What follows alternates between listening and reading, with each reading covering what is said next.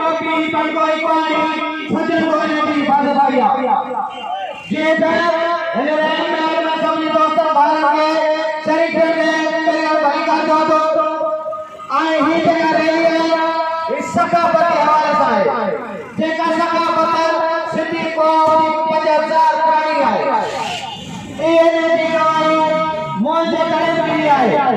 निर्मल मोजे करे दी खोज थी तो शरण को उन्हें घरे को अंग्रेज वाला दलगा दे 5000 पुरानी है उन्हें टाइम को रखी 5000 साल पुरानी काशी नगरी सिंध धरती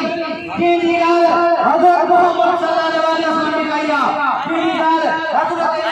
अली की गया की निगाह इमाम हुसैन की गया असा अपने धरती का वारिस आयो असा अपने धरती का राज आयो आया सामने उन्हें सकाफत का वारिस आयो की हजरत टोपी लगाए मोहम्मद मुस्तफा की गई इमाम हसन की गई इमाम हुसैन की गई असा उन्हें ताज़िया उन्हें शहादा उन्हें मुर्तजा राज आयो असा आज जेका सकाफती रैली या रैली कोटि अमिशार कोटि सखी भाषा दे दी जेको सखी दरगाह दे पहुंची करे चादर चाहंदी असा हिन कोटि जे शहर वासन के या पर्दो रखी कयो अचो अचो हिन रैली में शरीक थियो ऐं पंहिंजे सिंधी जन समूह कयो छो त क़ौम उहे ई ॻाल्हाईंदियूं आहिनि जेके पंहिंजी सकाफत खे न रखंदियूं आहिनि क़ौम उहे ई ॻाल्हाईंदियूं आहिनि जेके पंहिंजी सकाफत खे वापसी कंदा आहिनि क़ौम उहे ई ॻाल्हाईंदियूं आहिनि जेके पंहिंजी सकाफत ऐं पंहिंजे मुल्क ऐं पंहिंजे सिंध वतन जी मांगी कंदा आहिनि असां हिन सिंधियुनि खे इहा अपील था कयूं त बाबा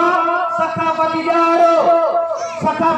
जेको टोपीअ ते ॼाणो आहे उहो असांजी सिंध जी सकाफत आहे उन सां गॾोगॾु जेको असां पंहिंजी पाण में एकता कयूं ऐं जेको पंहिंजे पाण में ॿधी कयूं असां में इहो शऊर न आहे त अगरि को महिमान या फेगो या लाचारी पाण वणंदो त केरु बि मनाईंदो केरु बि अॼु महिमान आहे कॾहिं फेगो आहे कॾहिं लाचारी आहे कहिड़ो फ़र्क़ु पर मां उन्हनि खे रैली करे चवणु थो चाहियां न को फेगो आहे न को महिमान आहे न को कोरी आहे न को लाचारी आहे पर हिते जेका बि सिंधी क़ौम रहंदी उहा सिंधी क़ौम आहे बाक़ी क़ौमूं ज़ातियूं हूंदियूं आहिनि सुञाण हूंदी आहे त हीअ फलाणी ज़ात आहे हीअ फलाणी ज़ात आहे क़ौम जेका असांजी आहे उहा सिंधी क़ौम आहे मां दोस्तनि खे इहो हिन रैली करे ऐं हिन रैली में जेके सकाफत जी हिते सभिनी ज़ातियुनि खे जेके सिंध जे अंदरि रहनि थियूं उन्हनि खे मां हिन हथ ॿधी अर्ज़ु थो कयां ख़ुदा इहे ज़ात परस्त न कयो तव्हां क़ौम परस्त थियो सिंधी जेका हिकु क़ौम आहे ऐं सिंध जो वॾो नालो आहे जेको 5000 साल पुराणी ताज़ीम रखंदा आहियूं पर असां हिक ॿिए खां फिकूं मुतहिद न आहियूं असां मुतहिद न आहियूं तॾहिं त असांजा केॾीमहिल नाज़िम जोको त केॾीमहिल शहीद बशीर ख़ान त केॾीमहिल अहिड़ा ॿिया नौजवान जेके शहीद थी विया आहिनि जेको असांजो ताज़ो वाक़ियो शहीद इर्शाद पप्पू सानो बि शहीद थी वियो शहीद नाज़िम जोके खे जेको सरकारी निज़ाम जे करे हुनखे घरों खणी पूरी राति हुन ते तशदुद करे हुनखे मारियो आख़िर छो हुनजो ॾोह कयो हुनजो ॾोह इहो इहो जेके परदेस में पखी ते ईंदा हुया हुनजी हुन मालिकी कई हुनखे चयो बाबा असांजा पखी परदेसी आहिनि असां हिन एॾा माण्हू कंदासीं उन जी सज़ा राति जो सरदार हुनखे घुराए करे नंढड़नि मासूमनि बचनि खे हिकिड़ो यतीम करे छॾियो हुनखे तशदुद करे मारे छॾियो असां जेसीं ताईं पाण में मुतहद या सरदारी निज़ाम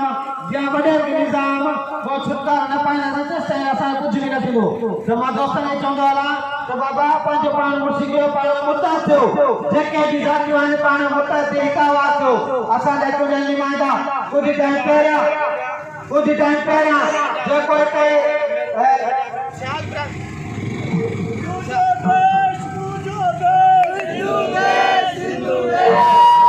हेलो